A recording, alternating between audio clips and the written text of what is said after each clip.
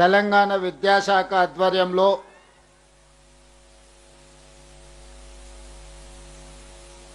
ప్రజాపాలన ప్రగతి ప్రణాళిక కార్యక్రమంలో భాగంగా విద్యాశాఖ వారోత్సవాలను ఈనాడు ఎల్బీ స్టేడియంలో ప్రారంభోత్సవ కార్యక్రమాన్ని ఏర్పాటు చేసి నాతో పాటు ఈ కార్యక్రమంలో సహచర మంత్రివర్గ సభ్యులను హైదరాబాద్ ఇన్ఛార్జ్ మంత్రివర్యులు మిత్రులు పొన్నం ప్రభాకర్ గారిని, ఉమ్మడి రంగారెడ్డి జిల్లా ఇన్ఛార్జ్ మంత్రివర్యులు మిత్రులు శ్రీధర్ బాబు గారిని, ఉమ్మడి మెదక్ జిల్లా ఇన్ఛార్జ్ మంత్రివర్యులు వివేక్ వెంకటస్వామి గారిని, అదేవిధంగా హైదరాబాద్ నగరం నుంచి ప్రాతినిధ్యం వహిస్తున్న భారత క్రికెట్ మాజీ కెప్టెన్ సహచర మంత్రివర్గ సభ్యులు మహమ్మద్ అజారుద్దీన్ గారిని, రాష్ట్ర రెవెన్యూ శాఖ మంత్రివర్యులు మిత్రులు పొంగులేటి శ్రీనివాసరెడ్డి గారిని, ప్రభుత్వ సలహాదారులు తెలంగాణ ఎడ్యుకేషన్ పాలసీ చైర్పర్సన్ పెద్దలు కేశవరావు గారిని, ప్రభుత్వ ప్రత్యేక సలహాదారులు బి హనుమంతరావు గారిని, రాజ్యసభ సభ్యులను, లోక్సభ సభ్యులను, ప్రభుత్వ విప్పులను, శాసనమండలి సభ్యులను, శాసనసభ్యులను, వివిధ కార్పొరేషన్ల చైర్మన్లను, వివిధ యూనివర్సిటీలకు సంబంధించిన వైస్ ఛాన్సలర్స్ని, విద్యా కమిషన్ చైర్పర్సన్ అక్నూర్ మురళి గారిని, ఉన్నత విద్యా మండలి చైర్మన్ బాలకృష్ణారెడ్డి గారిని, ఇతర అధికారులను అందరినీ ఆహ్వానించి వేలాది మంది విద్యార్థుల సమక్షంలో ఈనాడు ఈ విద్యా వారోత్సవాలను నిర్వహిస్తూ ముఖ్యంగా ఔటర్ రింగ్ రోడ్డు లోపల కోర్ అర్బన్ రీజియన్ 1,34,00,000 జనాభా నివసిస్తున్న ఈ ప్రాంతాన్ని వివిధ నియోజకవర్గాలు, వివిధ జిల్లాలు, వివిధ రాష్ట్రాల నుంచి లక్షలాది మంది కుటుంబాలు ఇక్కడికి ఉద్యోగ ఉపాధి అవకాశాల కోసం వచ్చినప్పుడు వాళ్ళ పిల్లలకు మెరుగైన విద్య, ఉద్యోగ, సాంకేతిక నైపుణ్యాన్ని అందించడానికి అవసరమైన మౌలిక వసతులను ఏర్పాటు చేయాలి. దానికి సంబంధించి వివిధ ప్రాంతాలలో అందుబాటులో ఉన్న ప్రభుత్వ భూములను సేకరించి ఈనాడు 1,700 కోట్ల రూపాయల అభివృద్ధి ప్రణాళిక కార్యక్రమాన్ని ఈరోజు మనం ప్రారంభించుకుంటున్నందుకు నేను చాలా సంతోషిస్తున్నా. విద్యాశాఖ అధికారులను మనస్ఫూర్తిగా నేను అభినందిస్తున్నా. మీరందరూ పెద్ద ఎత్తున చప్పట్లతోని ఈ అధికారులందరినీ అభినందించాల్సిందిగా విజ్ఞప్తి చేస్తున్నా. మిత్రులారా, తెలంగాణ నేపథ్యం గురించి నాకంటే విద్యాశాఖకు సంబంధించిన మీకు ఎక్కువగా తెలుసు.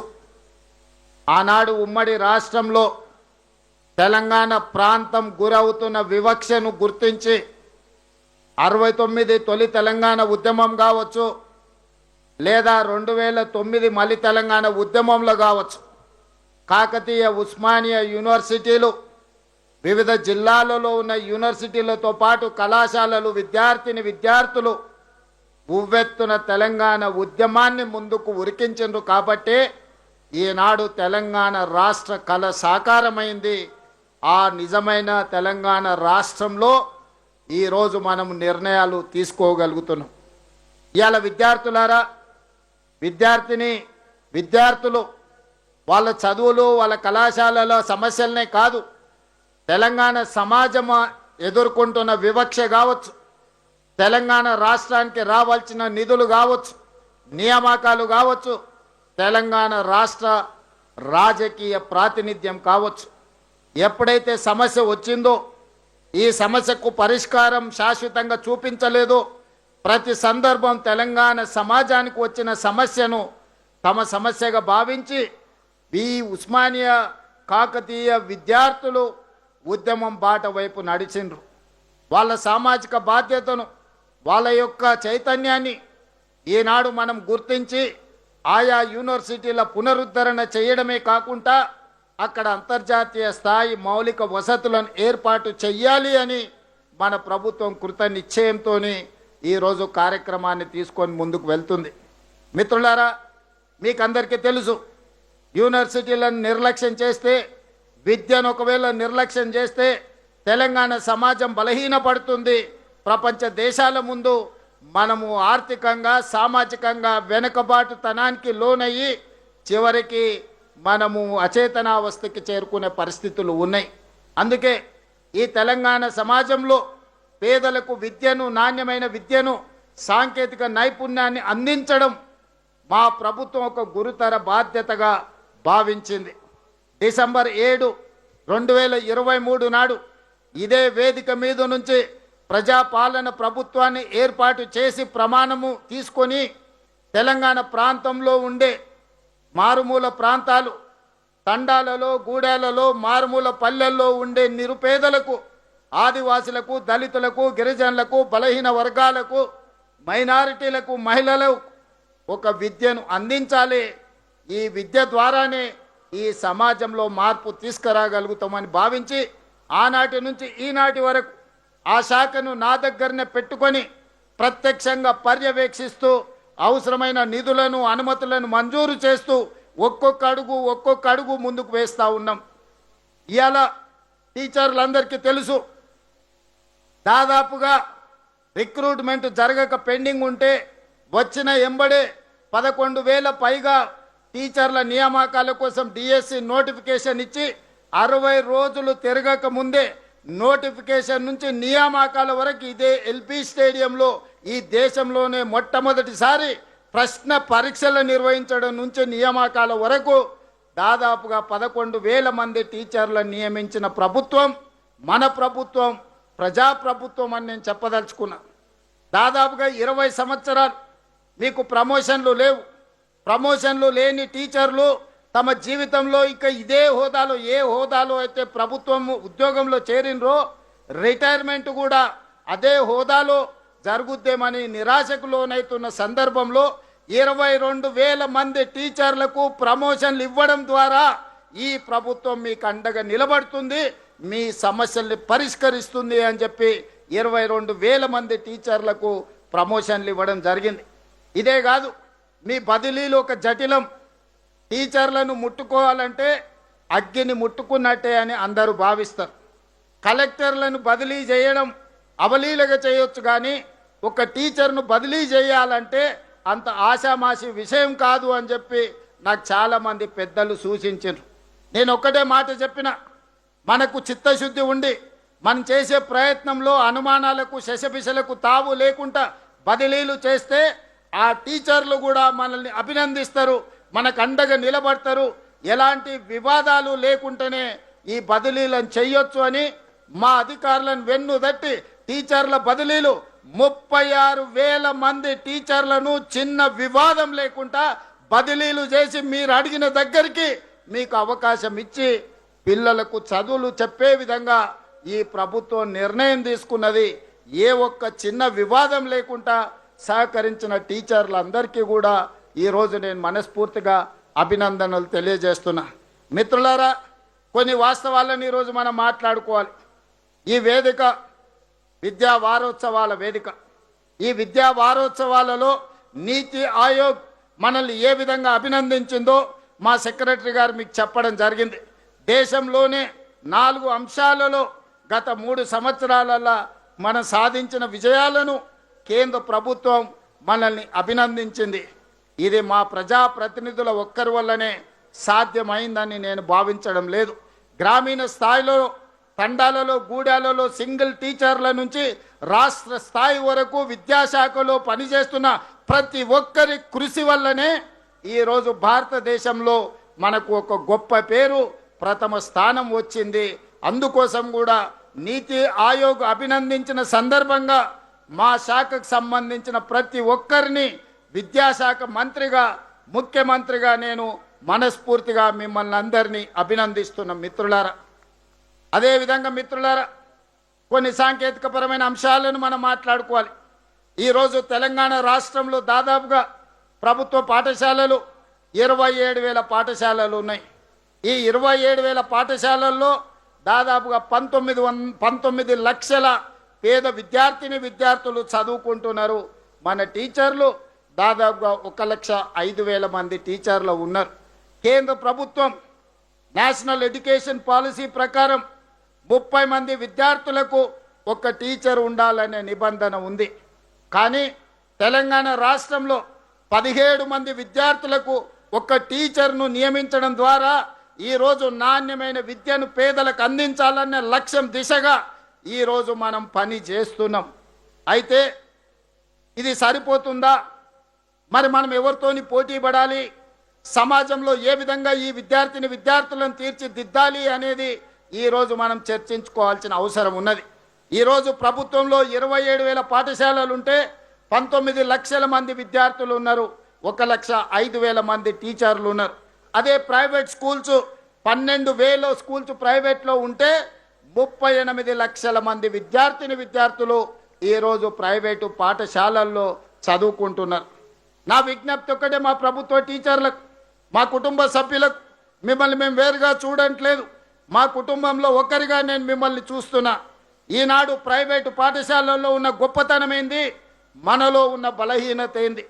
మన బలహీనతలు మనం గుర్తించుకోవాలి, మన బలహీనతలు మనం పరిష్కరించుకోవాలి, మన సమస్యల్ని మనం అధిగమించాలి. ఈనాడు ప్రైవేట్ సెక్టర్లో ఉండే కళాశాలల కంటే రాష్ట్ర ప్రభుత్వంలో ఉన్న పాఠశాలలు అద్భుతమైన విద్యను అందిస్తున్నాయని, ఈ దేశంలోనే తెలంగాణ మొదటి స్థానంలో నిలబడాలనేది నా ఆకాంక్ష.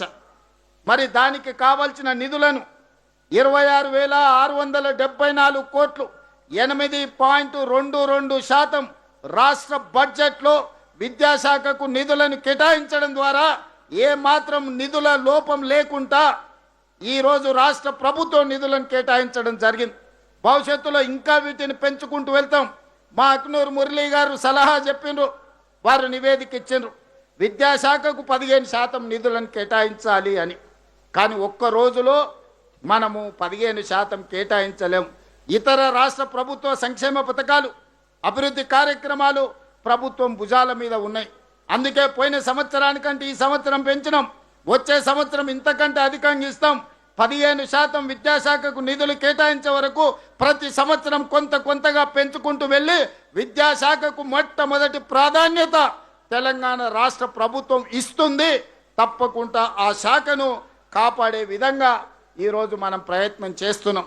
ఇదే కాదు, మీకందరికీ తెలుసు, టీవీలలో పేపర్లలో చూస్తుంటారు, మా మంత్రులు, మా ఐఏఎస్ ఆఫీసర్లు విదేశీ పర్యటనలకు వెళ్తుంటారు, విదేశాలలో జరిగిన అభివృద్ధిని చూస్తుంటారు, అక్కడ పరిపాలనను పర్యవేక్షిస్తుంటారు, అక్కడ ఏ రకమైన మెలకువలతో పరిపాలన అందిస్తుండ్రో మా ఐఏఎస్లు, ఐపీఎస్లు లేకపోతే మా మంత్రులు పర్యటనకు వెళ్తారు. నేను ఆలోచన చేసిన, నేను కూడా ముఖ్యమంత్రిగా చాలా దేశాలు చూసిన, ఆ దేశాలకు వెళ్ళినప్పుడు అక్కడ పాఠశాలలో ఉన్న విషయాలను నేను కనుక్కున్నా. ఆలోచన చేసి మా విద్యాశాఖకు సూచన చేసిన, మనం ఎందుకు భవిష్యత్ తరాలను, దేశ భవిష్యత్తు తరగతి గదుల్లో ఉందన్నప్పుడు ఆ టీచర్లను కూడా విదేశాలలో ఉన్న నాణ్యమైన విద్యను పరిశీలించడానికి మనం ఎందుకు పంపించకూడదు అని ఆలోచన చేసి ఈ సంవత్సరం ఫిన్లాండ్ దేశానికి 25 మంది టీచర్లను విదేశాలలో ఉన్న నాణ్యమైన విద్యను పరిశీలించడానికి ఈరోజు మన ప్రభుత్వ టీచర్లను పంపించడం జరిగింది. అదేవిధంగా వియత్నాంకి, జపాన్కి, సింగపూర్కి వీళ్ళందరినీ టీచర్లను సెలెక్ట్ చేసి ఇతర దేశాలలో ఉన్న నాణ్యమైన విద్యను, సాంకేతిక నైపుణ్యాన్ని పరిశీలించడానికి ఈరోజు మన టీచర్లను పంపిస్తున్నాం. నేను ఫిన్లాండ్ దేశానికి వెళ్ళి అక్కడ విద్యా విధానాన్ని పరిశీలించి వచ్చిన మన టీచర్లను కూడా మనస్ఫూర్తిగా అభినందిస్తున్నా. ఈ సందర్భంగా రాష్ట్రంలో ఉండే 1,05,000 మంది టీచర్లకు నా సూచన, నా విజ్ఞప్తి, మా అధికారులకు ఆదేశాలు ఇస్తున్నా. బెస్ట్ పర్ఫామ్ చేసిన టీచర్లను సెలెక్ట్ చేయండి. ప్రతి సంవత్సరం అవసరమైతే 500 మంది టీచర్లనైనా విదేశాలకు పంపించి అక్కడ విద్యను పరిశీలించి అక్కడ ఉన్న నైపుణ్యాన్ని మన పాఠశాలల్లో ప్రవేశపెట్టి మన ప్రభుత్వ పాఠశాలల్లో మన పిల్లలకు నాణ్యమైన విద్యను సాంకేతిక నైపుణ్యాన్ని నేర్పించడానికి అవసరమైన ప్రణాళికలు సిద్ధం చేయండి. ఏ టీచర్లు అయితే పిల్లల పట్ల ప్రేమతో, ఏ టీచర్లు పిల్లల నైపుణ్యాన్ని పెంపొందిస్తారో, ఏ టీచర్లు పిల్లలో ఉన్న నైపుణ్యాన్ని గుర్తిస్తారో, అది క్రీడలలో కావచ్చు, చదువులో కావచ్చు, వివిధ సబ్జెక్టుల్లో కావచ్చు, అలాంటి టీచర్లను అభినందించే బాధ్యత మా రాష్ట్ర ప్రభుత్వం తీసుకుంటుంది. రాష్ట్ర అవతరణ దినోత్సవం రోజు, అదేవిధంగా డిసెంబర్ 9 తెలంగాణ తల్లి జన్మదినోత్సవం సందర్భంగా ఆయా టీచర్లను ప్రభుత్వం అధికారికంగా సన్మానించి వాళ్ళను ఒక తామరపత్రం ఇవ్వడం ద్వారా వాళ్ళను భుజము తట్టి మీరు రాష్ట్ర నిర్మాణంలో, తెలంగాణ పునర్నిర్మాణంలో మీ భాగస్వామ్యాన్ని ఈ ప్రభుత్వం గుర్తిస్తుంది, ఈ ప్రభుత్వం అభినందిస్తుంది అని నిర్ణయం తీసుకోవాలి. దానికి సంబంధించిన అంశాలను కూడా ఈనాడు మన అధికారులు నిర్ణయం ఆదేశాలు ఇస్తున్న దానికి సంబంధించిన ఏర్పాట్లు చేయండి. అదేవిధంగా మన విద్యాశాఖలో ఉన్న విధానం 20 ఏళ్ళలో, 30 ఏళ్ళలో, 40 ఏళ్ళ క్రితం తీసుకున్న నిర్ణయాలు ఉన్నాయి. ఈరోజు ప్రపంచంలో వేగంగా విద్య మారుతుంది. ఆర్టిఫిషియల్ ఇంటెలిజెన్స్ వచ్చింది, సాంకేతిక నైపుణ్యం పెరిగింది, సిలబస్ మారిపోతుంది. ఇంకా మనం ఎప్పుడో పాత తరాలు చదువుకోవాల్సిన సిలబస్ చదువుకునే పరిస్థితి ఉంది. అందుకే ఈరోజు నేషనల్ ఎడ్యుకేషన్ పాలసీ మారింది. తెలంగాణ కూడా ఒక నూతన ఎడ్యుకేషన్ పాలసీ ఉండాలి. తెలంగాణ ఎడ్యుకేషన్ పాలసీని మిగతా రాష్ట్రాలు నకలు కొట్టే విధంగా ఒక అద్భుతంగా తీర్చిదిద్దండి అని చెప్పి పెద్దలు కేశవరావు గారి నేతృత్వంలో వివిధ విద్యా నైపుణ్యం ఉన్న వాళ్ళను ఈరోజు అందులో సభ్యులుగా పెట్టి మనం నిర్ణయం తీసుకున్నాం. ఇందులో భాగంగానే విద్యా కమిషన్ ఇచ్చిన సూచన మేరకు ప్రభుత్వంలో నర్సరీ నుంచి ఎల్కేజీ, యూకేజీ వరకు మనం విద్య ఎప్పుడు అందించలేదు. మొదటి తరగతి నుంచి 5 సంవత్సరాల పైబడ్డ తర్వాత ప్రభుత్వ పాఠశాలల్లో చేరండి అని అంటే నర్సరీ, ఎల్కేజీ, యూకేజీలో ప్రైవేట్ స్కూల్కి వెళ్ళిన పేదోళ్ళ పిల్లలు ప్రభుత్వ పాఠశాలల్లో చేరడం కష్టమవుతుంది. అందుకే ఈ విద్యా సంవత్సరం నుంచి నర్సరీ నుంచి 12th క్లాస్ వరకు ఇప్పటి వరకు 10th ఉండి ఇంటర్మీడియట్ సపరేట్గా ఉన్నది. ఇవాళ దానివల్ల 10th పాస్ అయినాక చాలామంది విద్యార్థులు డ్రాప్ అవుట్ జరుగుతున్నది, విద్యకు దూరం అవుతున్నారు. పేదరికం కావచ్చు, తల్లిదండ్రులు జూనియర్ కాలేజీకి పంపాలంటే ఎక్కడికో పంపించడం వల్ల కావచ్చు, లేకపోతే ఆడపిల్లల్ని దూరంగా పంపలేకనో వివిధ కారణాల చేత ఇంటర్మీడియట్కు 10th పాస్ అయిన వాళ్ళు డ్రాప్ అవుట్స్ అధికంగా కనిపిస్తున్నారు. విద్యాశాఖ గుర్తించి ఈరోజు విద్యా కమిషన్ గుర్తించి మాకు సూచన చేశారు. అందుకే ఇవాళ ఈ నగరంలో ఈరోజు మనం ప్రారంభించుకోబోయే ఈ ఎడ్యుకేషన్ హబ్స్ ఈరోజు నర్సరీ నుంచి 12th క్లాస్ వరకు ప్రతి పేదవాడికి విద్యను అందించడమే కాదు, ఆకలితోని పాఠశాలకు వస్తే చదువు మీద దృష్టి పెట్టలేరు. వాళ్ళ తల్లిదండ్రులు కార్మికులు అయి ఉండొచ్చు, సినిమా కార్మికులు అయి ఉండొచ్చు, వివిధ కంపెనీలలో పనిచేసే వాళ్ళు అయి ఉండొచ్చు, లేదా ఉపాధి కూలీలు అయి ఉండొచ్చు. వాళ్ళు ఉదయం లేచి కూలీ పనికి పోతే పిల్లలకు నాష్ట పెట్టే పరిస్థితి, మధ్యాహ్న భోజనం పెట్టలేని పరిస్థితులు ఆ పేదోళ్లకు ఉండొచ్చు.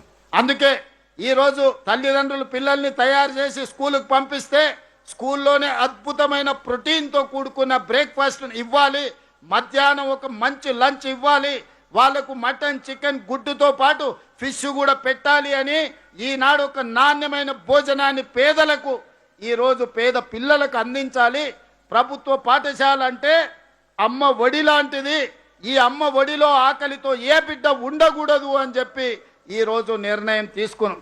అదేవిధంగా మదర్ డైరీకి, విజయ డైరీ వాళ్ళకి చెప్పినాం, పిల్లలకు ఒకరోజు పాలు, రెండవ రోజు రాగి జావా స్కూళ్ళలో ఇవ్వాలి. బలవర్ధకమైన పోషక ఆహారం పేద పిల్లలకు అందించడం ద్వారా బలమైన తెలంగాణను, నాణ్యమైన విద్యను అందించే తెలంగాణను ఈరోజు మనం ముందుకు తీసుకువెళ్ళాలని నిర్ణయం తీసుకున్నాం. వచ్చే అకాడమిక్ ఇయర్ నుంచి ఇది అమలు చేయబోతున్నాం. బ్రేక్ఫాస్ట్ విషయంలో ఎక్స్పెరిమెంట్గా, పైలట్ ప్రాజెక్టుగా నేను ప్రాతినిధ్యం వహించే కొడంగల్ నియోజకవర్గంలో హరే రామ హరే కృష్ణ సంస్థ నుంచి అమలు చేస్తే అద్భుతమైన ఫలితాలను సాధించినాం. ఇవాళ ఇక్కడ స్టాల్ పెట్టినరు, అక్కడ పోతే నాకే తినాలనిపించేంత నాణ్యమైన భోజనం అక్కడ బ్రేక్ఫాస్ట్ కనిపించింది. నేను దామోదర్ రాజనరసింహ గారు కొడంగల్లో వెళ్ళి వాళ్ళ కిచెన్ పరిశీలించినాం. 5 స్టార్ హోటల్స్ కంటే అత్యంత శుభ్రంగా ఈరోజు వాళ్ళు వంటలు తయారు చేసి పిల్లలకు అందుబాటులో తీసుకొస్తున్నారు. అందుకే మిత్రులారా, ప్రభుత్వ పాఠశాలల్లో చదువుకునే పిల్లల్ని అనాథలుగా మేము చూడదలుచుకోలే. ఆ పిల్లలంటే మా పిల్లలు. ఒక తల్లికో తండ్రికో ఉండే ఒక ప్రేమ ఏ విధంగా ఉంటుందో ఈ ప్రభుత్వం కూడా ఆ పిల్లల యొక్క బాధ్యత వాళ్ళ తల్లిదండ్రులు ఎంత జాగ్రత్తగా తీసుకుంటారో ఈ రాష్ట్ర ప్రభుత్వం కూడా అదే జాగ్రత్తతోని అదే విధంగా వాళ్ళను ముందుకు తీసుకువెళ్ళాలి, చదివించాలని నిర్ణయం తీసుకున్నాం. మీకందరికీ తెలుసు, 16 సంవత్సరాలు ఈ పేద పిల్లల కాస్మెటిక్ ఛార్జీలు ₹1 పెంచలే. 200% కాస్మెటిక్ ఛార్జీలు పెంచినాం. డైట్ ఛార్జెస్ 10 ఏళ్ళ తర్వాత 40% పెంచినాం. అంటే పేదల విద్య పట్ల పెట్టే పెట్టుబడి ఖర్చు కాదు, భవిష్యత్ తరాల పెట్టుబడి. తెలంగాణ పునర్నిర్మాణంలో వీళ్ళందరినీ భాగస్వాములను చెయ్యాలి.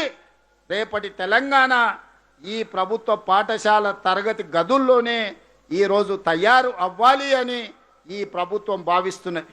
అందుకే మిత్రులారా, విద్యాశాఖ మీద పెట్టే ఏ రూపాయిని మేము ఖర్చుగా భావించడం లేదు, బాధ్యతగా భావిస్తున్నాం, భవిష్యత్ తరాల పెట్టుబడిగా భావిస్తున్నాం. అందుకే ఈరోజు మేము తీసుకుంటున్న ప్రతి నిర్ణయంలో మా టీచర్ల సహకారం కావాలి, మా వేదిక మీద ఉన్న వైస్ ఛాన్సలర్ల సహకారం కావాలి. ఉస్మానియా యూనివర్సిటీ కావచ్చు, వీరనారి చాకలి ఐలమ్మ యూనివర్సిటీ కావచ్చు, కాకతీయ యూనివర్సిటీ కావచ్చు, శాతవాహన యూనివర్సిటీ కావచ్చు, పాలమూరు యూనివర్సిటీ కావచ్చు, మహాత్మా గాంధీ యూనివర్సిటీ కావచ్చు, ఆయా యూనివర్సిటీలలో నిధులను మంజూరు చేసి అక్కడ సాంకేతిక పరమైన అంశాలనే కాకుండా మౌలిక వసతుల కోసం ఈరోజు వందలాది వేలాది కోట్ల రూపాయలను మనం ఖర్చు పెడుతున్నాం. ఇదే కాదు, ఎస్సీలు వేరు, బీసీలు వేరు, మైనారిటీలు వేరు, ఎస్టీలు వేరుగా వేరే వేరే రెసిడెన్షియల్ స్కూళ్ళలో చదువుకుంటుంటే ఈ కుల వివక్ష ఇంకెంతకాలం కొనసాగుతుంది? ఉన్నత వర్గాలు ఇంకొక దగ్గర చదువుకోవడం ద్వారా కుల వివక్ష శాశ్వతంగా మనమే తరగతి గదుల్లో పరోక్షంగా అమలు చేస్తున్నామని గుర్తించి ఈనాడు తెలంగాణ రాష్ట్ర ప్రభుత్వం ప్రతి నియోజకవర్గానికి 100 నియోజకవర్గాలలో 100 యంగ్ ఇండియా ఇంటిగ్రేటెడ్ రెసిడెన్షియల్ స్కూళ్లను మంజూరు చేసి ప్రతి స్కూల్లో 2600 మంది విద్యార్థులకు అదేవిధంగా 25 ఎకరాలలో 200 కోట్ల రూపాయలు ప్రతి ఒక్క పాఠశాలలో 20,000 కోట్ల రూపాయలతో ఈరోజు పనులను ప్రారంభించుకున్నాం. నా లక్ష్యం ఒక్కటే, నా కోరిక ఒక్కటే, నా స్వప్నం ఒక్కటే. ఈ తెలంగాణ ప్రాంతంలో ఉన్న పేదోళ్ళ బిడ్డలు, దళితులు కావచ్చు, గిరిజనులు కావచ్చు, ఆదివాసులు కావచ్చు, బలహీన వర్గాలు కావచ్చు, మైనారిటీల బిడ్డలు కావచ్చు, ధైర్యంగా గుండె మీద చేసుకొని యంగ్ ఇండియా ఇంటిగ్రేటెడ్ స్కూల్లో నేను చదువుకున్నా, నేను డాక్టర్నైనా, నేను లాయర్నైనా, నేను ఇంజనీర్నైనా, నేను సైంటిస్ట్నైనా, నేను ఐఏఎస్ ఐపీఎస్ ఐఎఫ్ఎస్నైనా, నేను ఎమ్మెల్యే అయినా ఎంపీ అయినా తెలంగాణ రాష్ట్రానికి ముఖ్యమంత్రిని అవుతా అని ధైర్యంగా చెప్పగలిగిన పరిస్థితులు ఆ పేద కుటుంబాలకు రావాలి. వాళ్ళే ఈ దేశ నిర్మాణంలో భాగస్వాములు కావాలనేదే నా స్వప్నం. ఇవాళ ఈ వేదిక మీద ఉన్న వాళ్ళు 90% ఎవరైనా ఉండొచ్చు, కేశవరావు గారు ఉండొచ్చు, చక్రపాణి గారు ఉండొచ్చు, లేదా ఈ వేదిక మీద ఉన్న పొన్నం ప్రభాకర్ గారు కావచ్చు, ఎవరినైనా తీసుకోండి, నాతో సహా ఎక్కడ చదువుకున్నామయ్యా? మేము ప్రభుత్వ పాఠశాలలో చదువుకున్నాం.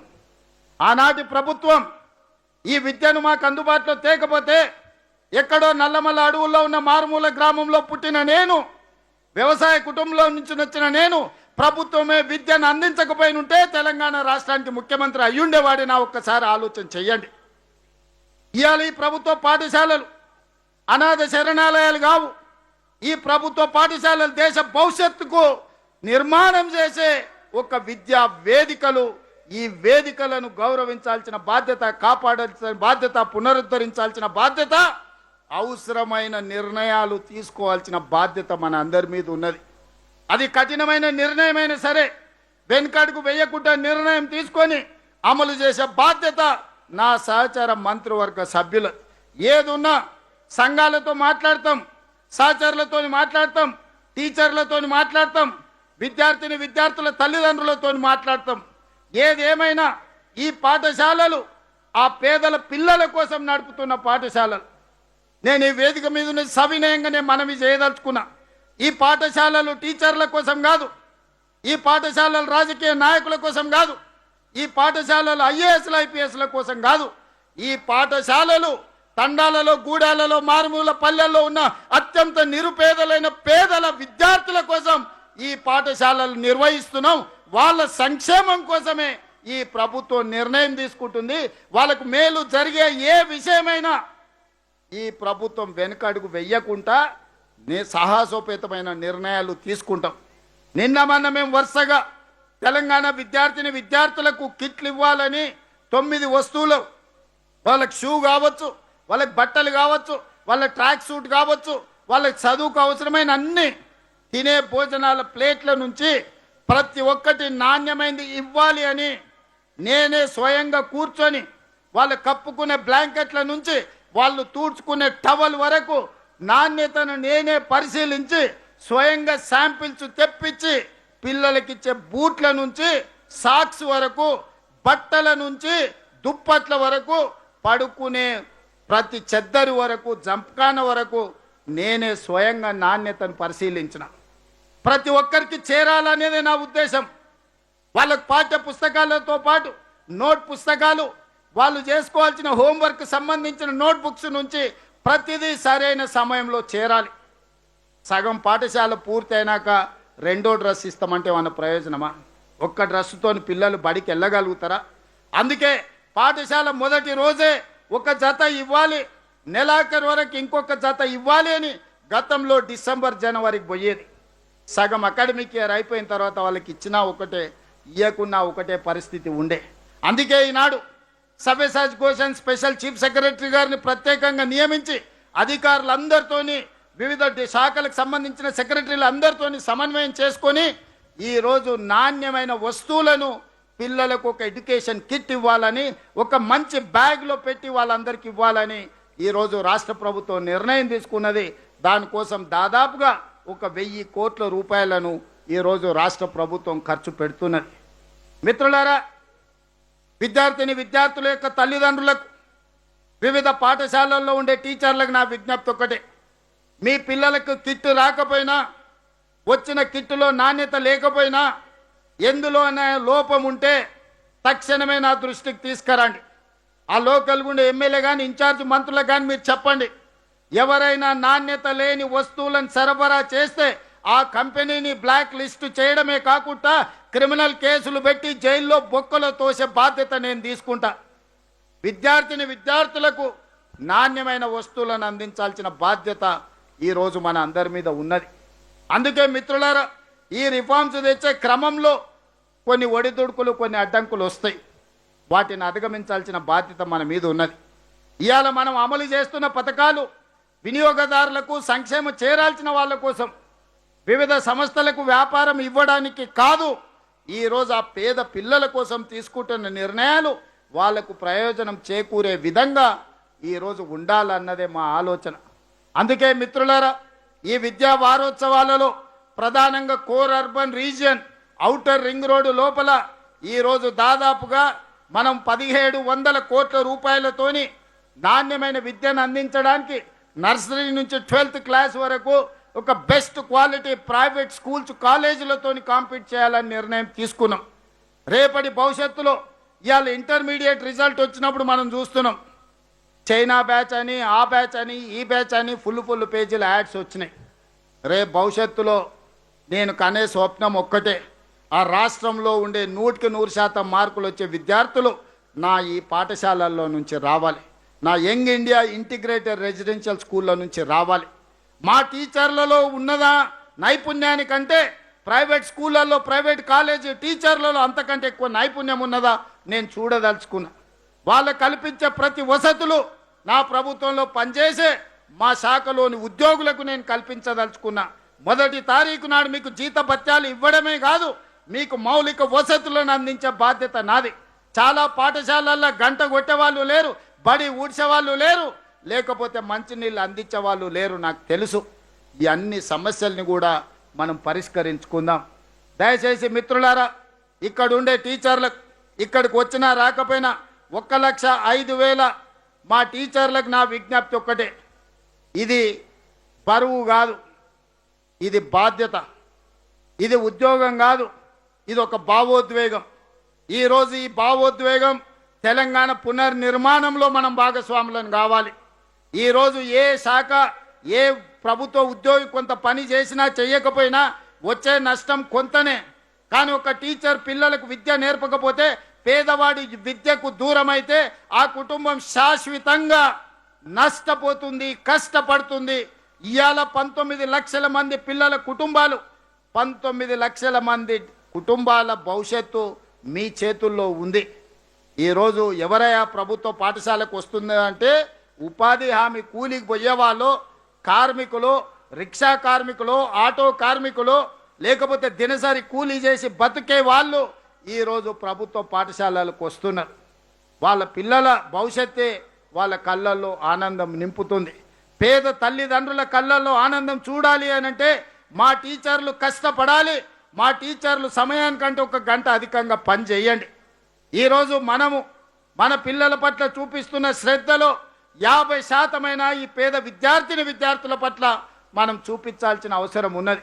అందుకే ఈరోజు ఇంత మంచి కార్యక్రమాన్ని ఎల్బీ స్టేడియంలో పెట్టి రాష్ట్రానికే కాదు దేశానికి ఆదర్శంగా ఉండే విధంగా తెలంగాణ విద్యాశాఖను, తెలంగాణ విద్యా విధానాన్ని మనం అభివృద్ధి పదం వైపు నడిపిద్దాం.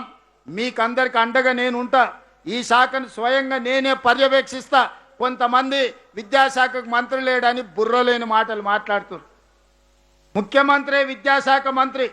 మా అధికారులకు, మీడియా మిత్రులకు కూడా నేను సూచన చేస్తున్నా, సమీక్ష చేస్తున్నప్పుడు నన్ను విద్యాశాఖ మంత్రిగానే చూడండి. యూనివర్సిటీ అధ్యాపకులకు, వైస్ ఛాన్సలర్తో సహా, టీచర్లతో సహా అందరితోని ఎన్నిసార్లు సమీక్షలో నేను కూర్చున్నానో ఒకసారి లెక్క తీయండి. ముఖ్యమంత్రిగా కాదు, విద్యాశాఖ మంత్రిగా ఒక పేదవాడి ఆలోచన ఎట్లుంటుందో, గ్రామీణ ప్రాంతాలలో ఈ పేద ఎంత మార్పు తీసుకొస్తుందో ఆ మార్పుని కల్లారా చూసిన వాడిగా, అనుభవం ఉన్నవాడిగా ఈరోజు ఈ శాఖను నా దగ్గర పెట్టుకున్నా. విద్యాశాఖను ఎవరు పెద్దగా తీసుకోవాలనుకోరు. అందులో ఉండే సమస్యలు, చిక్కుముళ్లకు భయపడి దూరంగా ఉంటారు. కానీ నేనే ప్రత్యేకంగా కావాలి అని ఆ శాఖను నా దగ్గర పెట్టుకున్నా. ముఖ్యమంత్రిగా నేను రెవెన్యూ పెట్టుకోవచ్చు, ఫైనాన్స్ పెట్టుకోవచ్చు, ఎనర్జీ పెట్టుకోవచ్చు, ఇరిగేషన్ పెట్టుకోవచ్చు, ఏ శాఖ అయినా నేను పెట్టుకోవచ్చు. కానీ ఆ శాఖలన్నీ మా మిత్రులకు, ఐటీ అండ్ ఇండస్ట్రీతో సహా వివిధ మిత్రులకు ఆ శాఖలను కేటాయించి విద్యాశాఖ నా దగ్గర పెట్టుకున్న. తెలంగాణ ఉద్యమం నుంచి, మొదటి ఉద్యమం నుంచి ఈనాడు తెలంగాణ సాధన వరకు విద్యార్థులను గమనించిన ఒక టీచర్ కేశవరావు గారిని అడ్వైజర్ కింద పెట్టుకొని ఈరోజు ఈ శాఖను ముందుకు తీసుకెళ్లే ప్రయత్నం చేస్తున్నాం. అక్నూర్ మురళీ గారు అత్యంత పేదరికం నుంచి ఐఏఎస్కు ఎన్నికైన ఒక గొప్ప చదువుకున్న పేదల పట్ల ఒక కమిట్మెంట్ ఉన్న అక్నూర్ మురళీ గారిని ఈరోజు విద్యాశాఖ కమిషన్ చైర్పర్సన్గా మనం నిర్ణయం తీసుకున్నాం. ఇవన్నీ కూడా ఒక మంచి విద్యను అందించాలి, బాధ్యత కలిగిన పౌరులను తెలంగాణ నుంచి దేశానికి అందించాలన్నదే నా ఆలోచన. మిత్రులారా, మీరందరూ దీనికి సహకరించడానికి సిద్ధంగా ఉన్నారు కదా. ఈ కళని, స్వప్నాన్ని నెరవేర్చడానికి మీరందరూ సిద్ధమే కదా.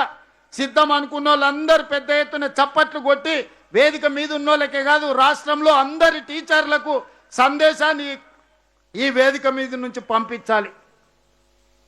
వచ్చే సంవత్సరానికి ఇంకా అద్భుతమైన కార్యక్రమాన్ని నిర్వహించుకుందాము. తొందరలోనే ఇంకా కొన్ని మంచి నిర్ణయాలు తీసుకుందామని తెలియజేస్తూ మీ అందరి దగ్గర సెలవు తీసుకుంటున్నా. ధన్యవాదాలు మిత్రులారా.